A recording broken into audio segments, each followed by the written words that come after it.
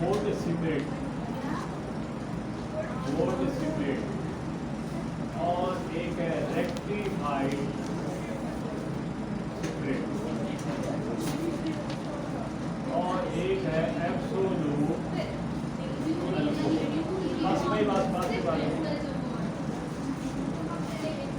Vote separate क्या है? Methyl alcohol जो है ये हासिल होती है वोट से।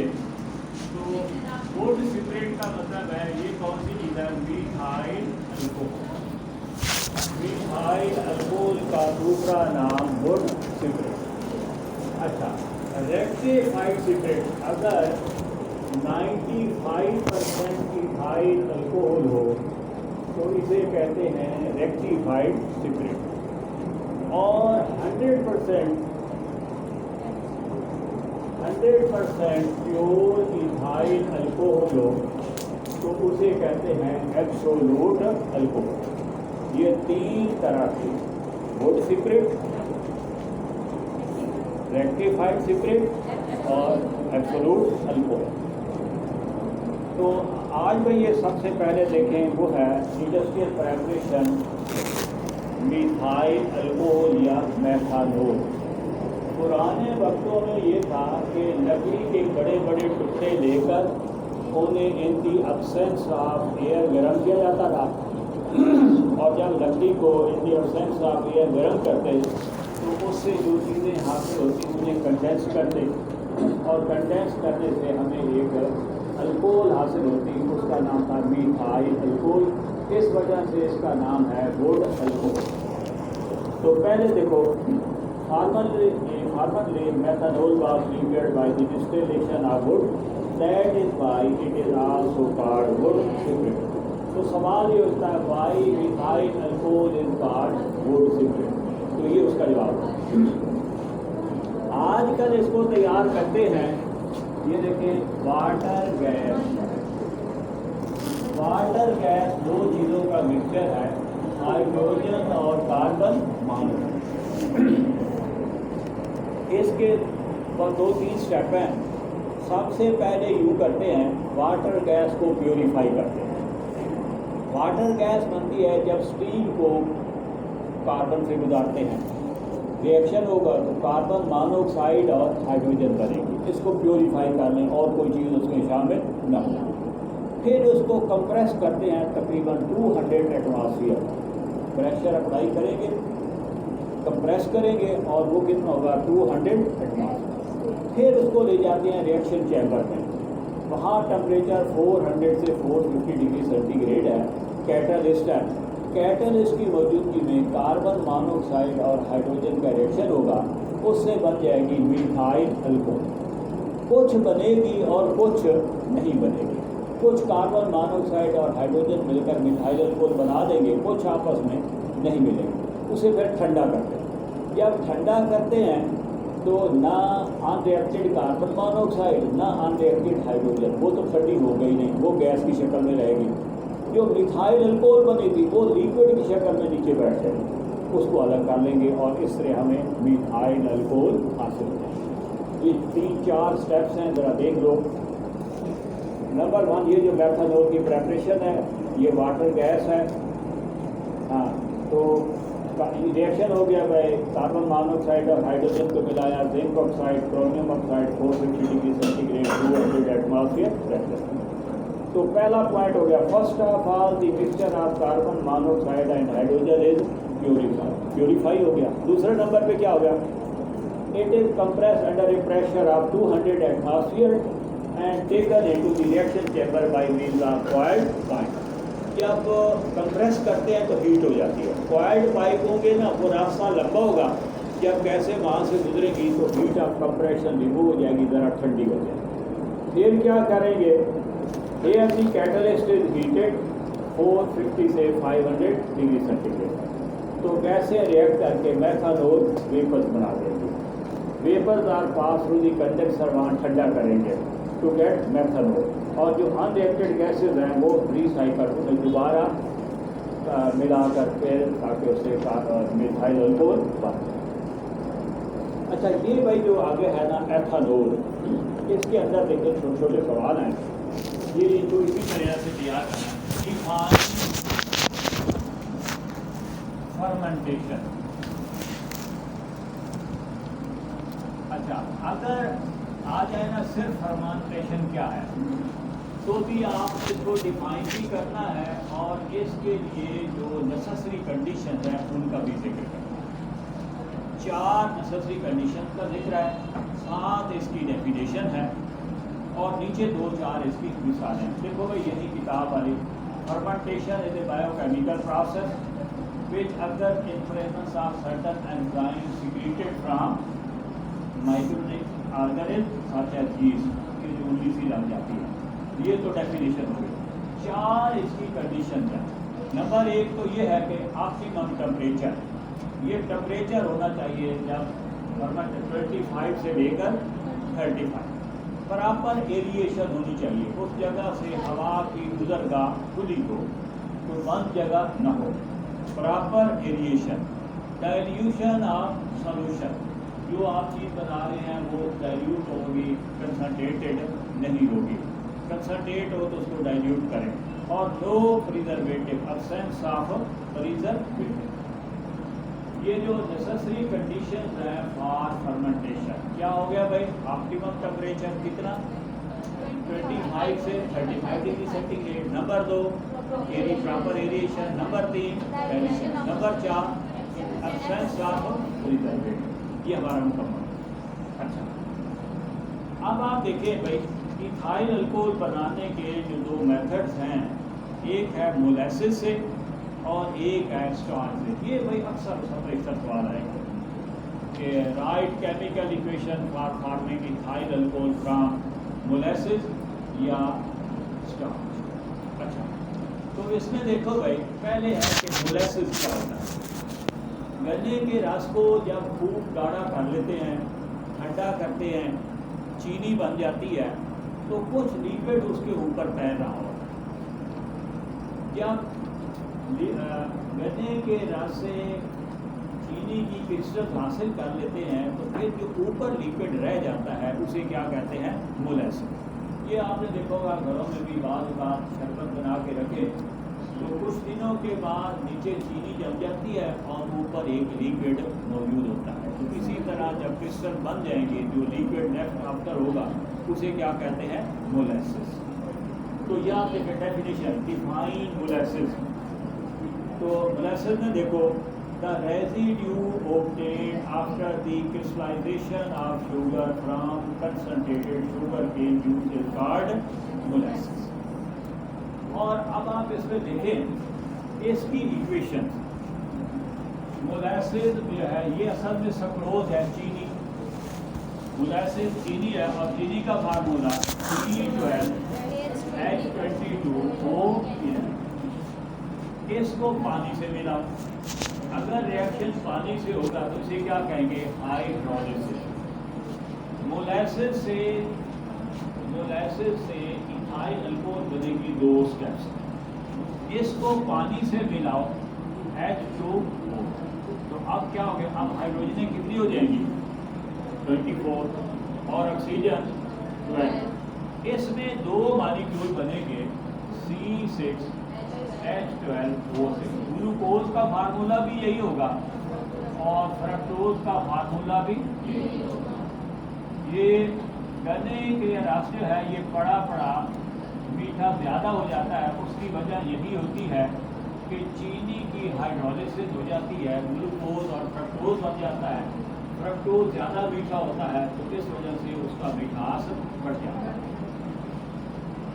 हाइड्रोलिसिस होगी, ये होगी किसकी मौजूदगी में? ये एंजाइम्स की मौजूदगी में। तो इसमें देखिए इन्वर्टेज, ये कौन सा एंजाइम? इन्वर्टेज, ये यीस्ट में मौजूद होता है।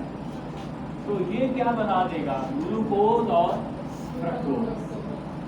फ्रक्टोज से इथाइल अल्कोहल नहीं बनेगी, अब किससे बनेगी? सिर्फ C6H12O6। ये क्या हो गया? ग्लूकोज। अब जो एंजाइम है वो क्या है? जाइमेल। कौन से एंजाइम? जाइमेल एंजाइम की मौजूदगी में ये ग्लूकोज तब्दील हो जाएगा किसमें? इथाइल अल्कोहल और कार्बन डाइऑक्साइड। ये किसका हो गया भाई? सक्रोज से। अच्छा, ये भी याद रखना, जो मॉलिक्यूलर फार्मूला सक्रोज का है वही मॉलिक्यूलर फार्मूला माल्टोज का भी। अच्छा, माल्टोज तकसीम हो जाती है, उसकी हाइड्रोलिसिस होती है तो सिर्फ ग्लूकोज बनता है, लेकिन सक्रोज की जब हाइड्रोलिसिस होती है तो दो चीज़ें बनती हैं, ग्लूकोज और फ्रक्टोज। आगे अल्कोहल किससे बनेगी? ग्लूकोज से बनेगी, फ्रक्टोज से नहीं। स्टार्च एक पॉलीमर है, C6H10O5। ये देखें C6H10O5, ये पॉलीमर है N। इसकी यहाँ देखिए 3 एंजाइम होंगे, इसको अल्फाबेटिकली देखें।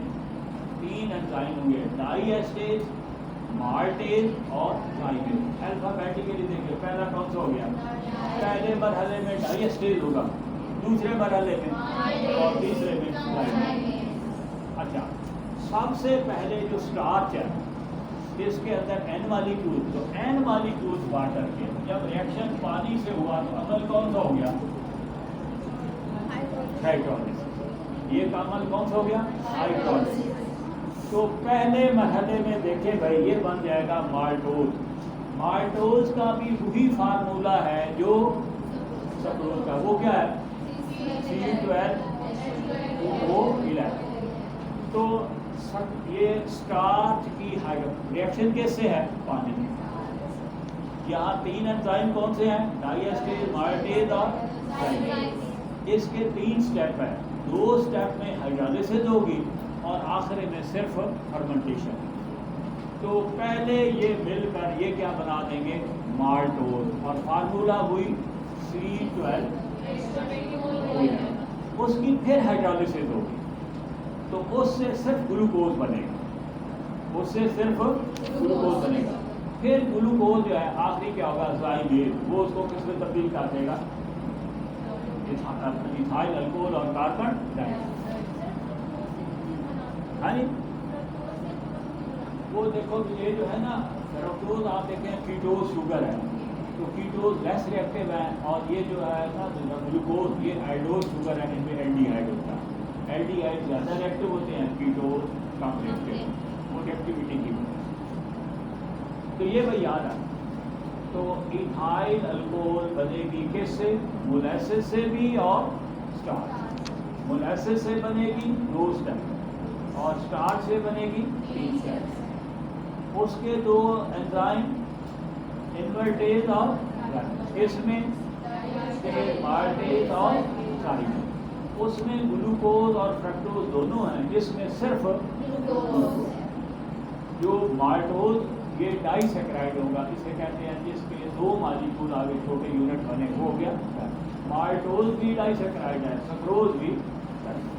अच्छा, अब आप देखें भाई नेक्स्ट जो है अच्छा कि अगला जो पैरा है ना, इसमें सवाल होगा, दो तरह के सवाल हैं कि एब्सोलूट यहाँ रेक्टिफाइड स्पिरिट क्या होगी? वो अभी हमने पढ़ा कि 95। जब फर्मेंटेशन करते हैं तो इससे जो अल्कोहल बनती है वो 12% है, और ज़्यादा से ज़्यादा अगर 12% की बजाय कंसंट्रेशन होकर 14% हो जाए तो उसके बाद एंजाइम काम करना छोड़ देते हैं। वो फर्मेंटेशन की जो शर्त है ना, डाइल्यूशन, कि अगर अल्कोहल की मिक़दार ज़्यादा हो जाएगी तो उसमें एंजाइम जो है ना वो काम करना छोड़ देते हैं। तो 12 से 14% होगी। 12 से 14% वाली अल्कोहल को जब बार बार डिस्टिल करोगे, पानी उड़ जाएगा, तो उससे बन जाएगी रेक्टिफाइड स्पिरिट, जिसमें क्या होगी?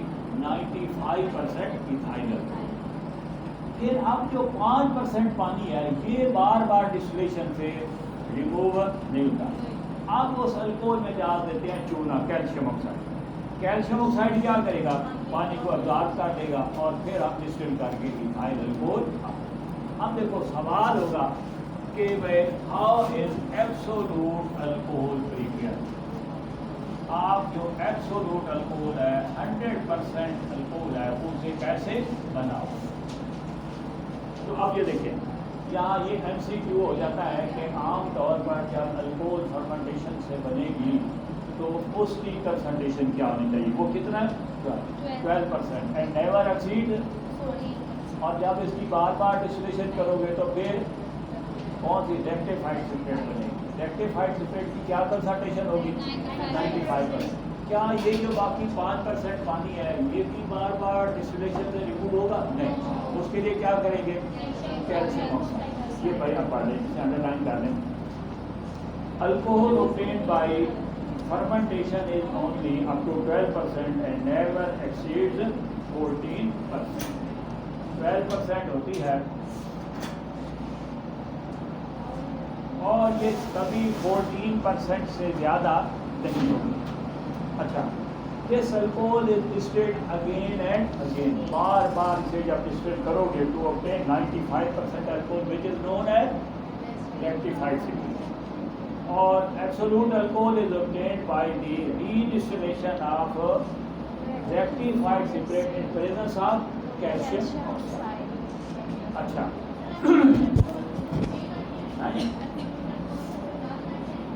एब्सोल्यूट अल्कोहल, हाँ हाँ हाँ। अच्छा, इसके बाद देखो भाई ये डेफिनेशन है, ये देख लेना। Define denaturing of alcohol. Define, ये बड़ा इंपॉर्टेंट सवाल है। डीनेचरिंग ऑफ अल्कोहल, अच्छा देख लो भाई। Making alcohol unfit for drinking purpose. Making alcohol unfit for drinking purpose is known as denaturing of alcohol। ये जो जख्म वगैरह आ जाते हैं, सिपरेट लगाते हैं, तो वहाँ देखो लिखा होता है सिपरेट मिथाइलेटेड। वो क्या करते हैं, इथाइल अल्कोहल के अंदर मिथाइल अल्कोहल मिला दी जाती है, इसे कहेंगे डीनेचरिंग हो रही है। इससे अल्कोहल पीने के काबिल नहीं रहता। Making alcohol unfit for drinking purpose is known as denaturing of alcohol. और ये की कैसे जाती है, वो क्या करते हैं, इथाइल अल्कोहल के अंदर मिथाइल अल्कोहल या पिरिडीन या एसीटोन डाल देते हैं। जब ये चीज़ें डालते हैं तो ये चीज़ें इंतहाई, एक तो अनप्लीजेंट स्मेल होती है और इंतहाई टॉक्सिक हो जाती हैं। तो जितनी टॉक्सिक हो जाएंगी फिर लोग उसे नहीं पी पाएंगे।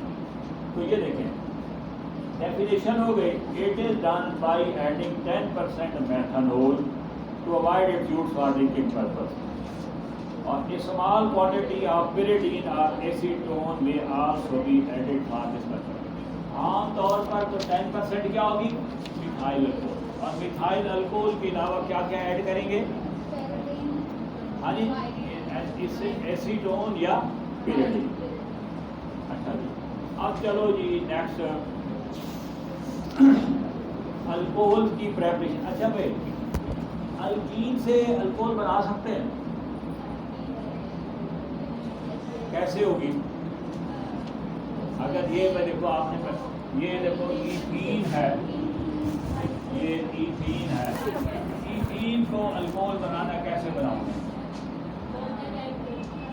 किसकी मौजूदगी में, सल्फ्यूरिक एसिड। अल्कीन का रिएक्शन पानी से होता है सिर्फ, और अल्काइन पानी से रिएक्ट करेंगी।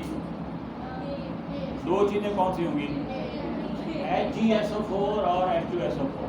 और अल्केन का पानी से, अल्केन का पानी से कोई रिएक्शन नहीं। अल्कीन पानी से रिएक्ट करती हैं सल्फ्यूरिक एसिड, और अल्काइन रिएक्ट करती हैं HgSO4 और H2SO4, वहाँ एल्डिहाइड्स और कीटोन। अच्छा, और कोई भी तरीका आपने पढ़ा हो अभी अल्कोहल बनाने का, क्या अल्काइल हैलाइड को अल्कोहल बनाया जा सकता है, कैसे, विद सोडियम एक्वस। अगर एक्वस सोडियम हाइड्रोक्साइड या पोटाशियम हाइड्रोक्साइड से मिलाओगे तो अल्कोहल बने। और भाई ग्रिनार्ड एजेंट को फॉर्मल्डिहाइड से मिलाओ, ग्रिनार्ड एजेंट को तो primary alcohol with 1 more carbon. अगर किसी और एल्डिहाइड से मिलाओगे secondary alcohol with more carbon atom. अगर कीटोन से मिलाओगे टर्शियरी अल्कोहल बन जाएंगे। और वो जो एपॉक्साइड्स हैं उससे भी अल्कोहल बनेगी। तो यहाँ उन्होंने कहा कि भाई आप ये खुद ब खुद पढ़ लें कि बाकी और मेथड्स क्या क्या है। ठीक है जी। तो आप देखो भाई, ये मैं जो बातें अभी पढ़ी हैं ना उसी को उसको एक दफ़ा फिर दोहरा देते हैं। यहाँ देखो एक पढ़ा है कि भाई ये एनसीबी वुड सिपरेट किसको कहते हैं? Ethyl alcohol. अच्छा, इथाइल अल्कोहल को ग्रेन अल्कोहल भी कहते हैं। इथाइल अल्कोहल को अगर के ग्रेन अल्कोहल क्या है तो वो क्या है? Ethyl alcohol. और रेक्टिफाइड सिपरेट और एब्सोल्यूट अल्कोहल और water gas mixture of carbon monoxide and hydrogen. ठीक है जी। अच्छा, और फर्मेंटेशन में मोलासेस की फर्मेंटेशन कितने स्टेप में? 2 में। और स्टार्च के 3 में। मुख्तलिफ 3 एंजाइम डाइएस्टेज, माल्टेज और साइलेज। अच्छा जी। अब देखो भाई नेक्स्ट इनकी फिजिकल प्रॉपर्टी। हाँ जी, छोटे छोटे निशान लगा लें फिर उसके बाद रिएक्शन करते हैं। पहले देखो जी, पहली लाइन में कलरलेस है, टॉक्सिक लिक्विड्स हैं, स्वीट स्मेल है, बर्निंग टेस्ट है। ये फिजिकल कलरलेस है, टॉक्सिक लिक्विड है, बर्निंग टेस्ट है, स्वीट स्मेल है, रेडिली सॉल्युबल इन वाटर। अभी पानी में जो सॉल्युबल है वो कौन सी चीज़ें होती हैं? कोई खास असूल? Hydrogen bonding. हाइड्रोजन बॉन्डिंग कब हुआ करती है? जब हाइड्रोजन बॉन्डेड विद फ्लोरीन हो या ऑक्सीजन हो या नाइट्रोजन। क्योंकि अल्कोहल में हाइड्रोजन ऑक्सीजन से बॉन्डेड है, इसलिए इनमें हाइड्रोजन बॉन्डिंग होती है। तो इसी वजह से alcohol are soluble in water. ये वही होगा। अच्छा, जो कार्बन एटम बढ़ेंगे फिर क्या होगा? कार्बन एटम बढ़ेंगे तो उनके मेल्टिंग पॉइंट भी बढ़ जाएंगे, बॉइलिंग पॉइंट भी बढ़ जाएंगे और उनकी डेंसिटी भी बढ़ जाएगी। मॉलिक्यूल बड़े होते जाएंगे, उनकी सॉल्युबिलिटी कम होती है। तो ये हाइड्रोजन बॉन्डिंग की वजह से सॉल्युबल है। नीचे देखो, melting and boiling points of alcohols. अच्छा, अल्कोहल्स के बॉइलिंग पॉइंट ज़्यादा होंगे अल्केन से। क्यों भाई? अल्कोहल में हाइड्रोजन बॉन्डिंग है, अल्केन में हाइड्रोजन बॉन्डिंग नहीं है। एक कार्बन वाली अल्केन है मीथेन और एक कार्बन वाली अल्कोहल है मिथाइल अल्कोहल। मिथाइल अल्कोहल का बॉइलिंग पॉइंट ज़्यादा है और अल्केन का कम है। अल्केन में नॉन पोलर है, कोई हाइड्रोजन बॉन्डिंग नहीं। मिथाइल अल्कोहल में hydrogen bonding. Melting and boiling points of alcohols are higher than corresponding alcohol. ये लिक्विड है मीथेन और इथेन का कैसे हैं, और ये सारी बात किसकी वजह से है? हाइड्रोजन बॉन्डिंग की। अच्छा, अब चलो भाई इसके रिएक्शन और ये जो 2 सवाल है ना आखिर पे, ये MCQs के लिहाज से बहुत अहम है। हाँ जी, देखें भाई, अल्कोहल्स के 2 तरह के रिएक्शन हैं।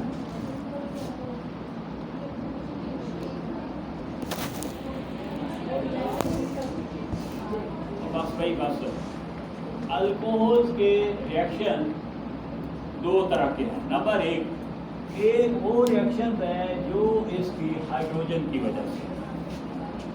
एक रिएक्शन इसके किस वजह से है? और एक रिएक्शन है इसके पूरे OH ग्रुप की वजह से।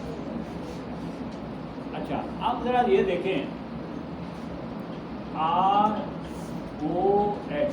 अच्छा, H पर कौन सा चार्ज है? Partial positive. अगर पार्शियल पॉजिटिव चार्ज है तो ये न्यूक्लियोफाइल है या इलेक्ट्रोफाइल है? तो ये हो गया। अगर आप ये देखें, अगर हाइड्रोजन वो इलेक्ट्रोफाइल है तो इलेक्ट्रोफाइल की जगह कोई और इलेक्ट्रोफाइल आ जाए। अच्छा, और अगर आप ये देखें ROH हाइड्रोक्साइड, इसके ऊपर कौन सा चार्ज है और ये क्या है न्यूक्लियो, ये हो गया न्यूक्लियो। अच्छा, ये बांड भी टूटेगा और ये बांड भी टूटेगा।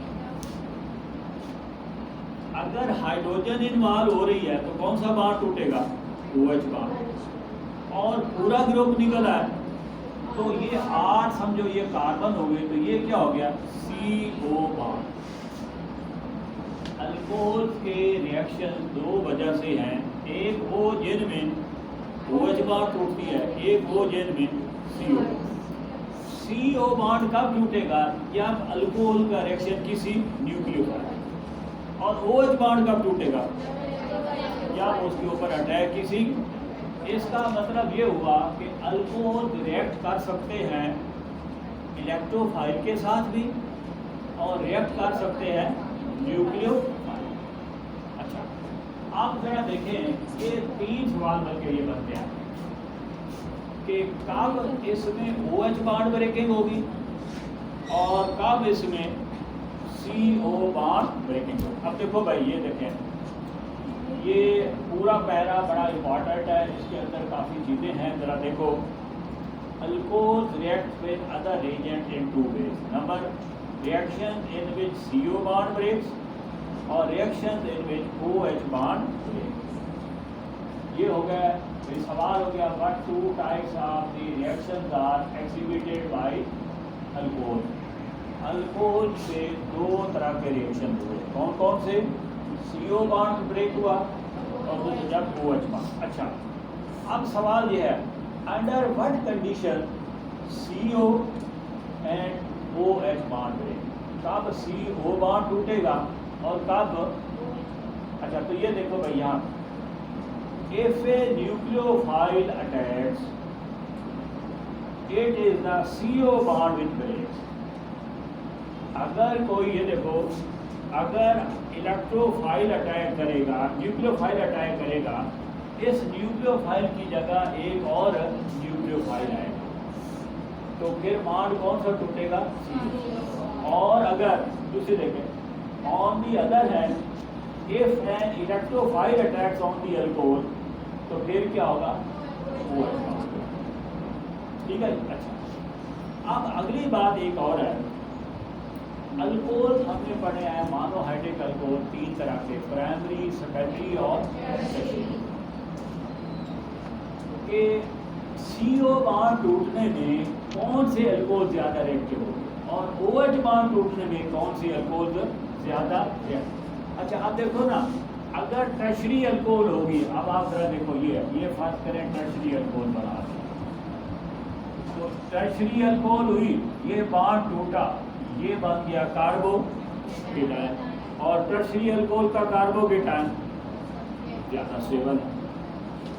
तो जब कोई न्यूक्लियोफाइल अटैक करेगा तो सबसे ज़्यादा रिएक्टिव कौन होगी, टर्शियरी अल्कोहल, उसके बाद, और उसके बाद अगर न्यूक्लियोफाइल अटैक करेगा तो सबसे ज़्यादा रिएक्टिव कौन होंगे, टर्शियरी अल्कोहल, फिर सेकेंडरी अल्कोहल, और अगर इलेक्ट्रोफाइल अटैक करेगा तो उल्टा काम हो जाएगा, प्राइमरी, फिर और फिर, और प्राइमरी में भी सबसे ज़्यादा मिथाइल अल्कोहल, छोटा होगा। ये भाई आप देखो, एक वो लाइन के CO बांड का टूटेगा और OH बांड का टूटेगा, और नीचे देखो, the order of reactivity of alcohol when CO bond break, CO bond break होगा और ऑर्डर ऑफ रिएक्टिविटी क्या होगा, टर्शियरी अल्कोहल ज़्यादा रिएक्टिव है सेकेंडरी से, और सेकेंडरी ज़्यादा रिएक्टिव है primary. The order of reactivity of alcohol when OH bond break, और OH बांड टूटेगा तो फिर मिथाइल अल्कोहल, फिर प्राइमरी, फिर सेकेंडरी और फिर टर्शियरी। ठीक है जी। और इसमें भाई आप देखो, पहले वो देखते हैं कि जिनमें हाइड्रोजन इन्वॉल्व, तो ये देखो, हाँ नहीं, ये थोड़ा सा ये काम कर लो, नहीं भाई, ये तो आप, इसमें मैंने कोई जाना नहीं था। देखो, ये ये हाइड्रोजन है, इसमें आप थोड़ी सी बात नहीं करना, ये नई चीज़ कोई नहीं, ये आपने पढ़ा हुआ है, एक टॉपिक खत्म हो जाए। देखो मैं, ये है मिथाइल अल्कोहल, इसको सोडियम मेटल से मिलाओ, बताओ क्या हो जाएगा। मिथाइल अल्कोहल को सोडियम मेटल से मिलाओ, बताओ रिएक्शन क्या होगा। हाँ, सोडियम हाइड्रोक्साइड कैसे हो गया? नहीं, ये देखो, इस हाइड्रोजन की जगह ये हो जाएगा CH3OH, इसका नाम क्या हो गया? सोडियम, इसका नाम हो गया सोडियम मेथॉक्साइड, सोडियम और साथ क्या हो गई? हाइड्रोजन। अच्छा, अगर आप इसकी बजाय इथाइल अल्कोहल ले लें, इसको सोडियम मेटल से मिलाओ, फिर भाई तो बन जाएगा सोडियम एथोक्साइड और हाइड्रोजन। किसी भी अल्कोहल को जब सोडियम मेटल से मिलाओगे तो उसमें से हाइड्रोजन गैस निकलेगी और साथ उसका एल्कोक्साइड बनेगा। अच्छा, ग्रीनहार्ड एजेंट के जो आपने रिएक्शन पढ़े, वो भाई देखो, ग्रीनहार्ड एजेंट जब पढ़ रहे थे ना, तो उसमें कहा था कि आप उसमें जो ईथर इस्तेमाल करें, उसमें क्या क्या चीज़ नहीं होनी चाहिए। मॉइस्चर भी ना हो और अल्कोहल भी ना हो। क्यों ना हो? उसके साथ रिएक्ट कर जाता है। तो अब आप देखो, ये रिएक्शन हो गया इनका है। अब अगर कोई ग्रीनहार्ड एजेंट है, ये देखो मिथाइल मैग्नीशियम क्लोराइड, इसको आप मिला लें मिथाइल अल्कोहल से, तो क्या होगा? ये मिथाइल इसकी हाइड्रोजन को मिला देगा, क्या बन जाएगा? मीथेन। ये बन गया मीथेन। आज क्या बन गया भाई? मैग्नीशियम क्लोराइड के साथ मिल गया मेथ ऑक्साइड। ये दोनों रिएक्शन कोई नया नहीं है, आप ये पहले पढ़ चुके हैं। अल्कोहल के वो रिएक्शन